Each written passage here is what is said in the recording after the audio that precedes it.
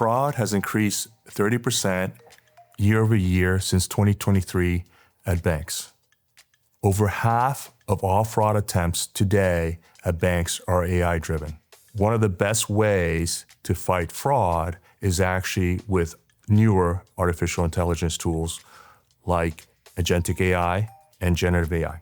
These new tools can help detect, identify, and prevent fraud faster and more accurately than previously with older technology.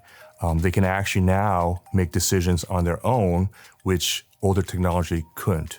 So imagine being able to have virtual fraud assistants that make those analysis and decisions for you, and they can actually also work 24/7 because we know that a lot of fraud at banks happen after hours and on the weekends when the staff's not there.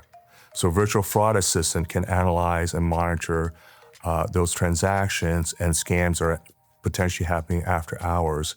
And I think the speed at which they can react and make decisions, I think, could be a game changer. The banks that can take most advantage of that right now are tier one banks.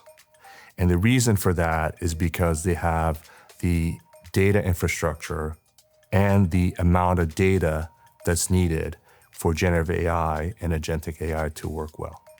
So in my mind, right now, unfortunately, a lot of the advances in the artificial intelligence techniques and fraud tools for fraud prevention at banks really benefit some of the bigger banks because they have the scale and the data that's needed to take advantage of this. One of the areas that I think AI is overlooked at community banks is actually improving and upgrading the data infrastructure of the bank.